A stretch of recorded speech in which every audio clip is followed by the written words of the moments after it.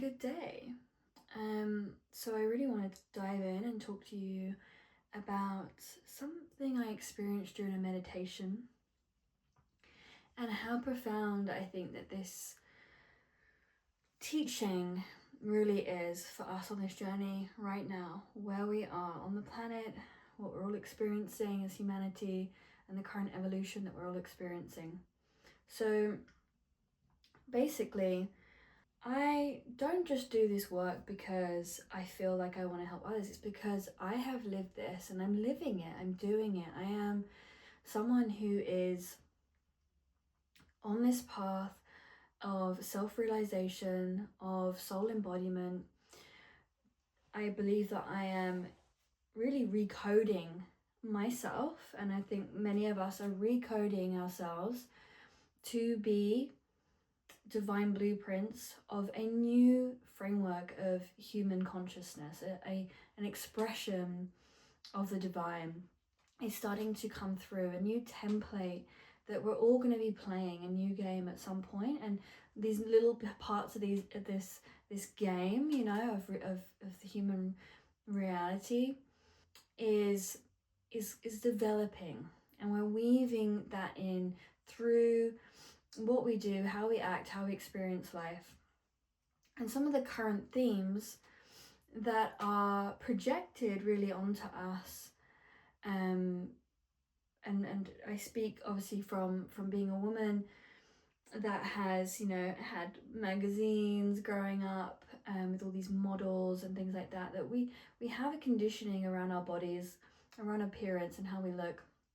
And this has a significant impact on how we show up as ourselves, because every time we feel distracted or severed from our soul self, our essence, our sacred being, is usually also that we're feeling not good enough, you know, and predominantly around the appearance. Maybe we feel a bit shabby, maybe we feel that we're overweight, or we need new teeth or lips or Botox or hair color, even, you know, these simple things like needing makeup to appear as acceptable for society to accept us back, right?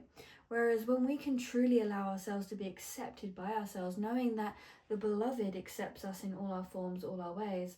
And this doesn't mean that we can then just go around neglecting ourselves and not have self-care, but there's this fine balance of doing that from a space of love, of reverence, of devotion, and that which is from the space of not enoughness, of lacking, of feeling that we need to meet external validation to feel a certain way within ourselves. And I see this for myself mainly around my weight, and you know, a bit about my appearance. Maybe, you know, I do like to wear nice things and that makes me feel good. I like to wear a bit of makeup and that makes me feel good. And I've really tested the waters over the years of you know, even coming online. This is where I think, you know, if you're someone who does you know, share things online, however that takes form, it is definitely a real medicine in that sense for this transformation, because you have to show up in a certain way and people will approach you online as if they know you, and you know, they might say things about you or whatever, and you have to kind of be prepared for that. You have to kind of really learn to, you know, accept and love and feel safe within yourself in order to do this. And you know, there's been many battles with that as well, which I'll definitely dive into in more videos. But I want to talk to you about this because it's something that I see within myself, of how difficult I can find that to feel myself show up. You know, I've also had health conditions and illnesses, and it kind of comes up in waves where I'll have like autoimmune flare-ups and things like that. So I don't feel my best, I don't look my best when I'm in that state. But I've honestly been showing up in those states to sort of prove to myself, look, you're still divine no matter what. You know, you're still connected to Creator. Creator still loves you, beloved. You are that source, that love, that soul. You are still an emanation of love, no matter what. You're still worthy of being seen. You're still worthy, of being loved, no matter what. Because I think that love part is that key factor. Are we worthy of love? And I think we get shown this time and time again, in social media and in these TV shows and things like that, where they're trying to almost show us that we have to look and be a certain way to be loved, to be accepted, right? Especially in like partnerships. I've been watching a lot of these dating shows lately, and like seeing that pattern playing out, and I find that quite interesting, and I can see how interesting that is, and damaging that is on the collective. And I can also see where that has sat in my field, right? And it's still sitting there. It still props up as uncomfortable at certain points, but certain things kind of activate that for me. And I think it's gotten a lot better, and I think that I've improved on it and worked on it a lot, and I really see it for what it is now. So this is why I want to speak on it, because I think that I could also, with the work that I do, that has what's been the pivotal thing that's helped me. And so the meditation, I was shown very viscerally through the beloved, through the divine, coming in through my meditation to show me this, to show me the impact. I literally felt like severed, like I was severed from that infinite love source connection when I had those thoughts, when I had those feelings, when I held that belief inside myself of how I looked. Every time I fall into that narrative of not feeling like I can be seen online because of maybe how I look, or putting myself out there to date someone, it was like such a painful contraction that was actually saying not just that you couldn't be witnessed online, not that you just couldn't be accepted by a date or a partnership or a friendship, even it's like it just amplifies how much it takes us away from that deeper connection to the innate wisdom within ourselves, from the innate intelligence. That soul creative fire that burns within us starts to dim. And I felt that through my body, and I was just crying because I was like, whoa, like Creator showed me how like it perceives me, right? It perceives me in just this awe, wonder, and love. And I felt that, and I was so in that bliss, that beauty, that acceptance, that allness, to see and witness and understand my greatness through that lens, and it's not an egotistical sense and feeling at all, because it feels that about everything. It's in awe and wonder with everything. And I wanted to be able to take that feeling and sense and be able to carry that through. So this meditation, it basically encoded that within me, so that it knew that. So I thought, okay, right, every single time I need to just reclaim this code, this memory, this understanding. Every time these little pings of not enoughness and lack and sethering that gets, when I use the word, because it's almost like it is the thoughts are like these frequencies that will come through, like these TV shows, through when you're scrolling on social media and you see someone maybe looking like they have maybe the things that you don't have, or maybe you're in a social group and you experience that. Because I can even say in a social group, like I felt this very much. I went through a deep learning with this back in 2022 when I was in Costa Rica. And I went there, I was going on a training anyway, so I thought I'd do it's meant to be 3 months, it ended up being 4 months in Costa Rica.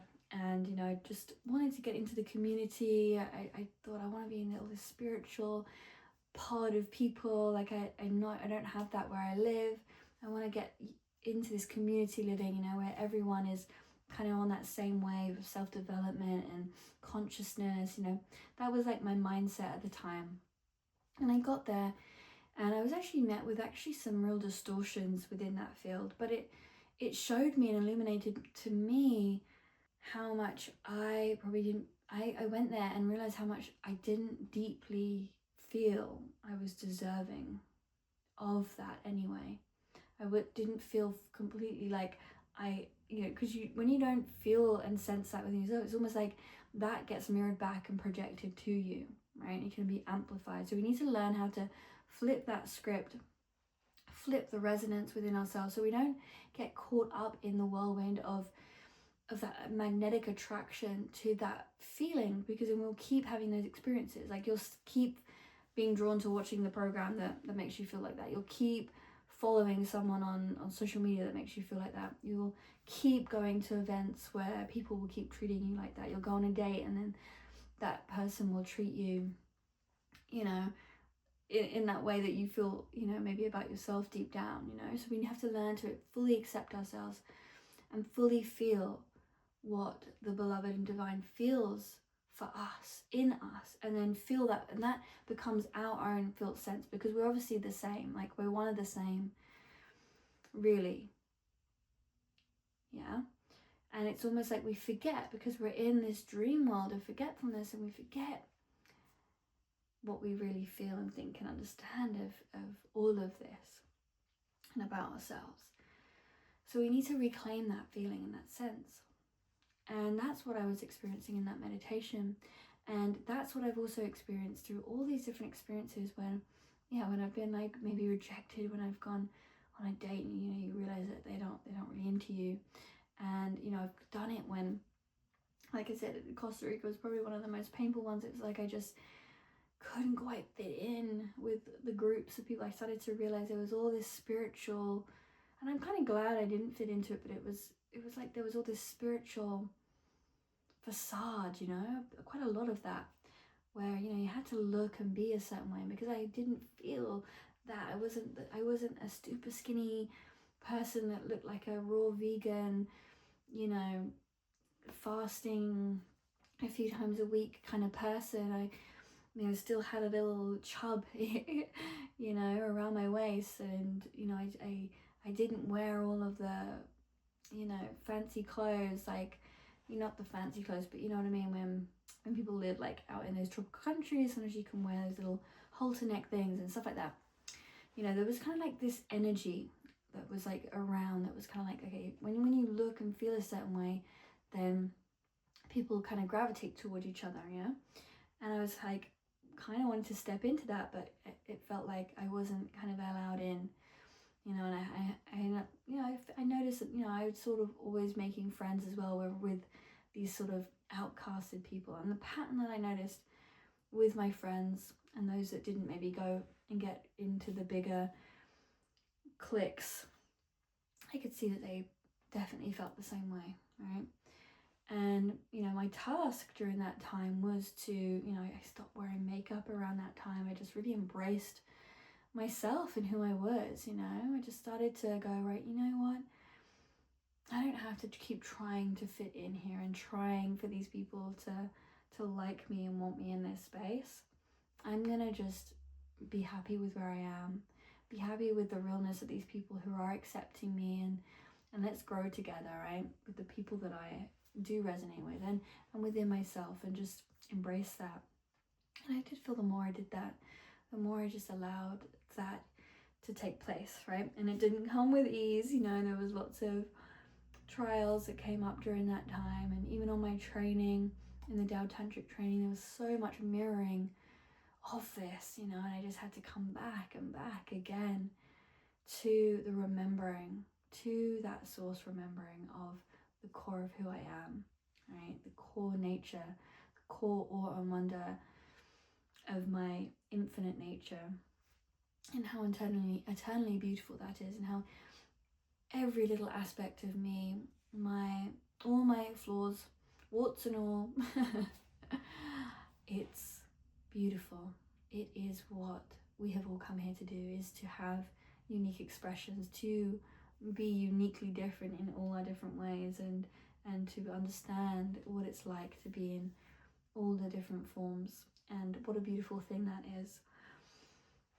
So I'd love to hear from you as well, like what is going on for you within this subject. Like, you know, what's your kryptonite? You know, what is that thing that is creating a little ping, a little pang every time you experience it? It just takes you so out of feeling into that oneness, into that beautiful, beloved union within yourself, you know. And how can you bring yourself back? How can you completely bring yourself back? Because let's take it into a part of embodiment, because I truly believe, like, once we master this, we've got that embodiment, that divine blueprint of our soul essence can fully anchor in. And other people, and more we're going to see more and more people starting to wake up to that and just come back into their original source, come back into their original nature, and just allow themselves to be themselves, to fully let everyone see, you know, their weirdness, their wonder, and their magic, and not have to draw in to these exterior validating sort of things that we try and do to ourselves in order to feel accepted and loved. How can we find that so deeply within ourselves? These are the questions we need to be asking ourselves, and these are the kind of questions that we ask ourselves and go into deep, amazing practices together in my one-on-one. So if that's something that you're interested in doing, let's walk that path together.